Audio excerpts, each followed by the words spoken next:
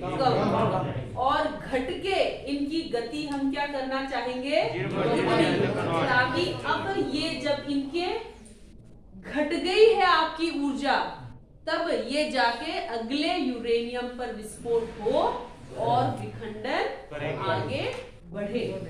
तो समस्या की ऊर्जा की न्यूट्रॉन की, उसका हल है इसका मंदक। अब सवाल आता है ये मंदक कैसा होना चाहिए। हमने देखा इसके उदाहरण भारी जल, साधारण जल और ग्रेफाइट। मंदक में क्या विशेषता होनी चाहिए? मंदक ऐसे होने चाहिए जो स्वयं न्यूट्रॉनों का अवशोषण नहीं कर पाए, है ना। इनमें क्वालिटी होनी चाहिए मंदकों में कि ये क्या नहीं कर पाए, न्यूट्रॉनों का अवशोषण नहीं कर पाए, ये इनकी क्वालिटी है। और एक और क्वालिटी होती है कि इनका द्रव्यमान कम होना चाहिए। इनका द्रव्यमान अधिक नहीं होना चाहिए, ये हल्के ही होने चाहिए। तो इनका द्रव्यमान कम हो और ये न्यूट्रॉनों का अवशोषण ना करें, उनको मंदक के रूप में चुना जाता है।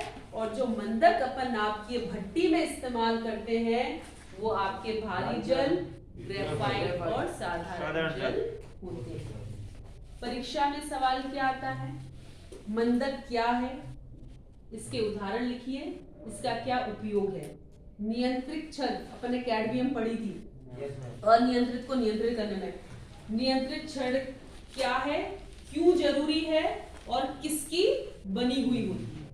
तो ये, हाँ बोलो, पूछ रहे हो? नहीं, कैल्शियम की बनी रहती है, कैडमियम, ठीक है ना। तो हमने दो समस्याएं देखी आपकी, इसको लिख लो, उतार लो।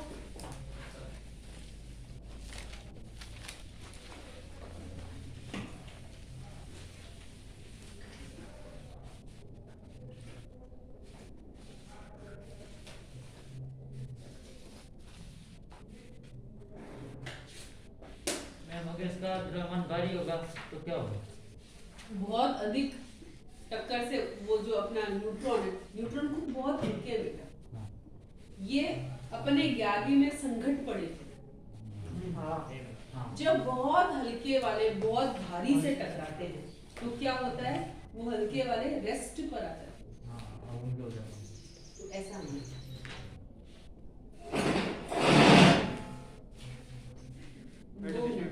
तीसरी समस्या मैडम, इसमें द्रव्यमान कम और इलेक्ट्रॉन का अवशोषण नहीं होना चाहिए। दो विशेषताएं।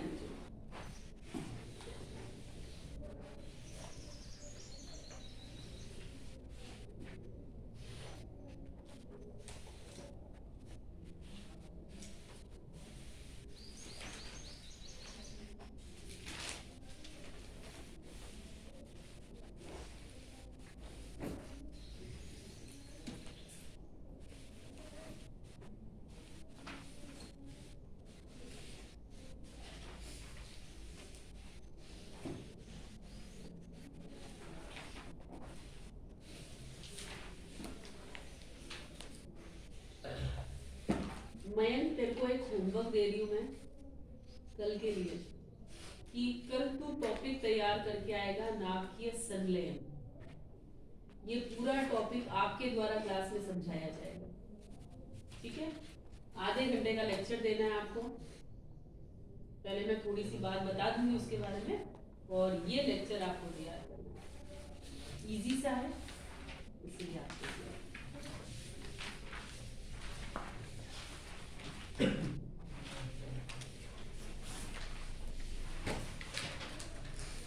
अपना ये पार्ट कल खत्म हो जाएगा। आज विश्वविद्यालय कल खत्म हो जाएगा। कल अपन एक स्टार्ट भी कर देंगे, ये आखिरी वाला नहीं करेंगे। क्या नाम था बिल्कुल? हाँ, वो स्टार्ट तेरे को क्वेश्चन लिखा था ना, 13-14 पार्ट में क्वेश्चन लिखा है, रिसर्च लिखा है। ठीक है, तो ये मैं एक्चुअली शनिवार को कोई पार्ट स्टार्ट नहीं करना चाहती। एक बार, एक साल, बहुत सालों पहले मैंने शनिवार को पार्ट स्टार्ट किया था, ये आखिरी वाला मेरे को आज भी याद है।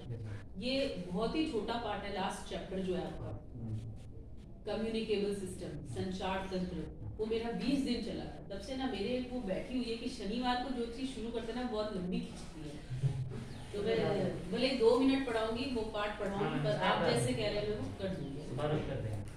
हाँ, शुभारंभ करते हैं। मैडम बायोलॉजी में सर ऐसे बोल रहे हैं थर्सडे को शुरू करेंगे क्या पार्ट? थर्सडे आया ही नहीं, 2 बार आया था वो, एक बार तो तृतीया क्या होता है? बायोलॉजी में थर्सडे को शुरू करेंगे। गुरुवार को ऐसे यूं इस बार मैं 12 को गुरुवार से शुरू कर रहा हूँ पढ़ाने के लिए। शुभाना है विद्या के हिसाब से।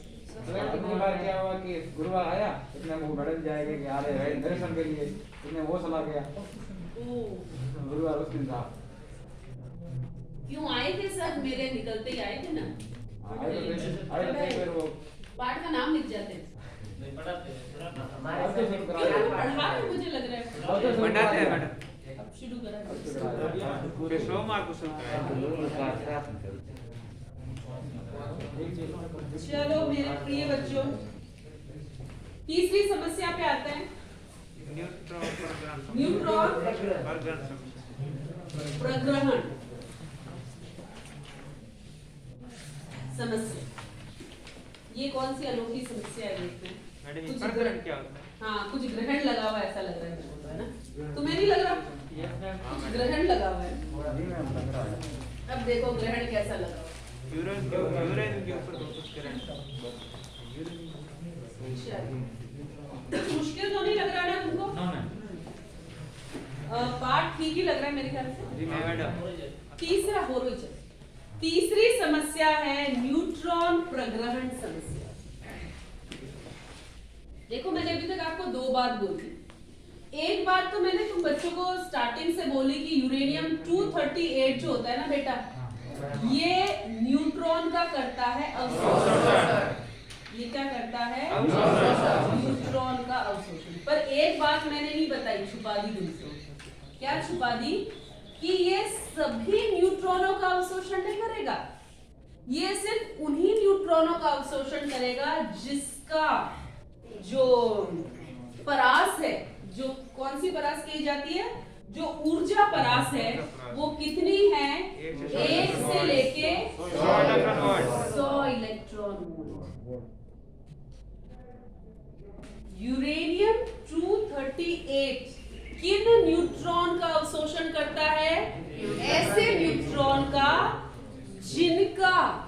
जिनकी ऊर्जा कितने से कितने के बीच हो? 1 से 100 इलेक्ट्रॉन वोल्ट के बीच हो। ये यूरेनियम 238 के बारे में मैंने बात कही। यूरेनियम 235 के बारे में मैंने अभी तक 2 बातें कह दी आपको। कौन कौन सी?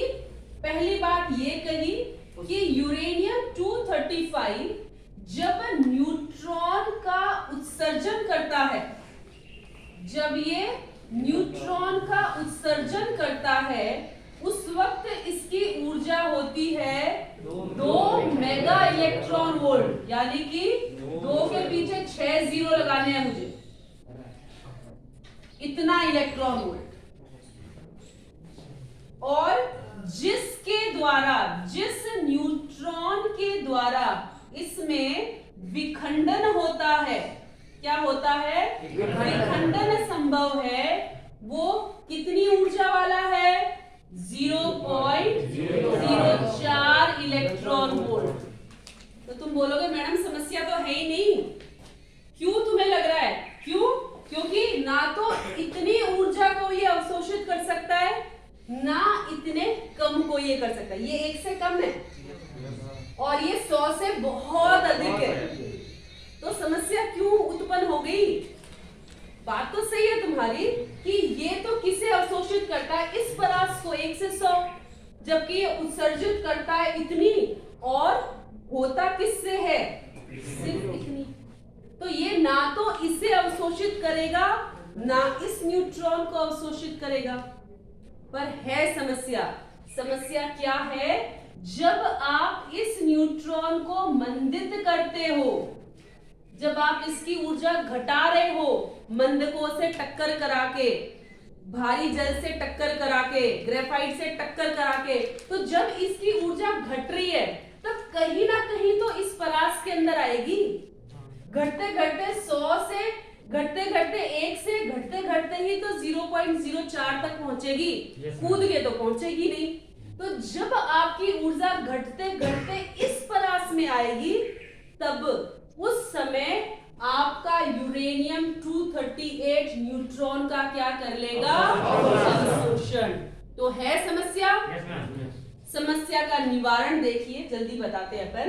समस्या का निवारण ये है कि कुछ ऐसा हो कि जब ये मंदित हो रहे हैं, जब ये इस ऊर्जा से इस ऊर्जा के स्तर पर आ रहे हैं, कुछ ऐसा कर दिया जाए कि ये यूरेनियम के संपर्क में ही ना आए, ये इनसे दूर रहे। सही है। तो जब ये मंदित हो रहे हैं, जब इनकी ऊर्जा घट रही है, उस वक्त आप क्या करो, कुछ ऐसा भट्टी में इसकी संरचना करो, कुछ ऐसी भट्टी बनाओ कि आपकी जब ये ऊर्जा परास घट रही है, तब ये यूरेनियम 238 के संपर्क में ना आ पाए। ये है इसका हल। हम कल पुनः जब भट्टी को पढ़ेंगे, उसकी संरचना देखेंगे कैसे होती है, तो अपन चित्र से स्पष्ट करेंगे। आपके सर बाहर इंतजार करें बेटा। बहुत बहुत धन्यवाद। Thank you madam. Welcome welcome welcome.